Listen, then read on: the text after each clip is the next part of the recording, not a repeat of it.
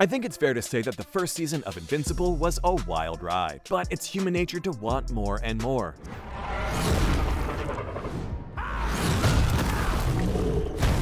So, we got an early Christmas present when Amazon Prime confirmed the release date for Season 2. We got the news straight from the interview with the head of television at Amazon Studios. Vernon Sanders confirmed the news that Season 2 of Invincible would drop sometime this year. Please, don't release it in December.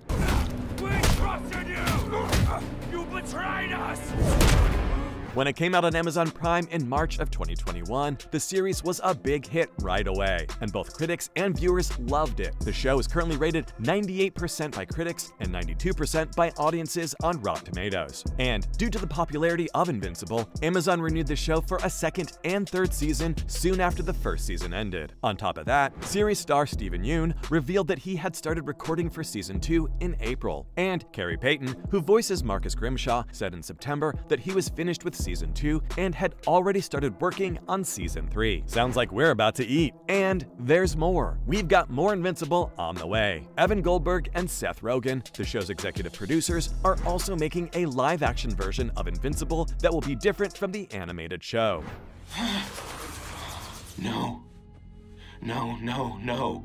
This was an unexpected possibility. As of now, the project doesn't have a release date yet, but the two will be co-directors, writers, and producers. Well, it sounds like Mark Grayson won't just have animated adventures in the future. Invincible is just one of the successful comic book movies that Goldberg and Rogen have made in the past few years. The longtime creative partners also adapted Preacher for AMC, where Kirkman's The Walking Dead airs. And of course, not to forget The Boys, which was a big hit on Amazon. But in the meantime, fans can look forward to the second season of Invincible, which is confirmed to release this year. At the same time, all this waiting for Season 2 is making us reminisce about the first season. So none of us signaled the alert. Oh God, what's going on? Is it bad?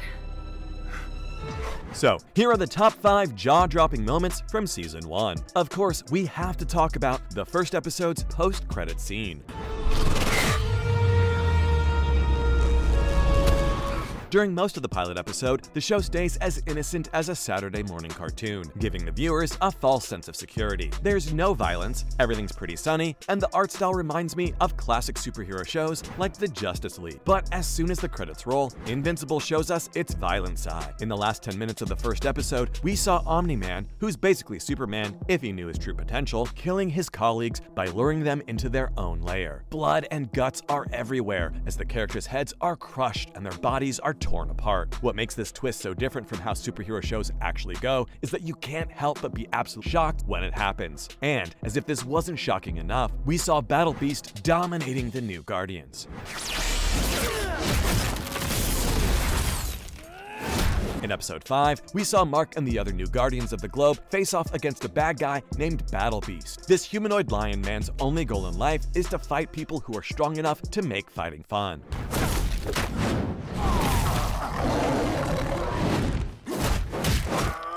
Battle Beast is way too strong for our heroes. He almost kills Monster Girl, Black Samson, and Mark in no time at all, without even getting hot. I couldn't stop thinking about Mark, who gets beat up a lot for a superhero who calls himself invincible. And the worst part about this situation is that Omni-Man could have stopped it all.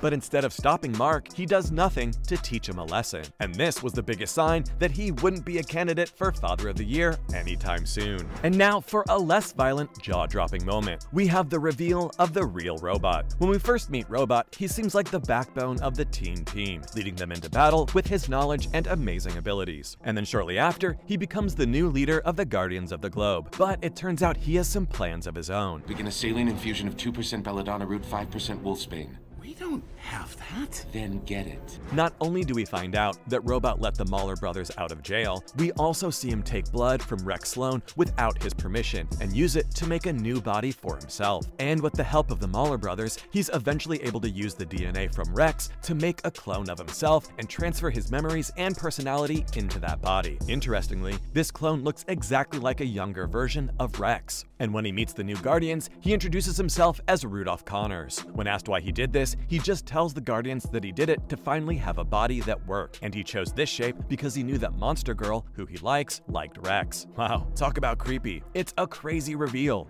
I adapted your DNA because I noticed Monster Girl found you interesting. As Robot tells the truth about the situation and finds a way to become human while keeping his power. But it still doesn't beat the second best jaw-dropping moment of the show, when Omni-Man fought the GDC. Ever since the end of episode 1, viewers could feel the tension between Omni-Man and the GDC, and this tense understanding lasts until episode 6, when Deborah Grayson confronts her husband about the lies, including the fact that she knows he killed all the Guardian. After this confrontation, both sides put all their cards on the table, leading to an incredibly bloody fight between the GDC and Omni-Man. The fight starts with Omni-Man tearing apart the GDC agents in his house. He breaks their backs and cuts them in half by doing simple things like pushing them across a kitchen counter. He then finds the surveillance team across the street and crushes Donald Ferguson's spine. But before he's killed, the agent self-destructs the house, giving Cecil a little bit of time to think of a way to stop this threat that can't be stopped. Smart move.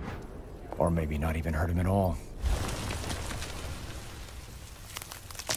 But killer robots, a kaiju, and even a resurrected Immortal couldn't stop him. Not so smart. All of this ends with Omni-Man killing Immortal again by cutting him in half. But this time though, it was caught on TV, and Mark was there to see it, revealing Nolan's true nature. The episode ends in the middle of the storm, as Nolan tells his son that they need to talk, which brings us to the entire final episode. At the beginning of the episode, Omni-Man reveals that the Viltrumites are actually a race that wants to take over the whole universe. Unstoppable. By the time I was born, Viltrum was already the greatest empire in our galaxy. But when Mark doesn't agree with his plan to help his father take over Earth for this evil empire, the two fight, if you can even call it that. Nolan ends up hurting his son very badly, which causes thousands of innocent people to die. He throws Mark through a skyscraper, killing everyone inside and thousands of people in the streets below.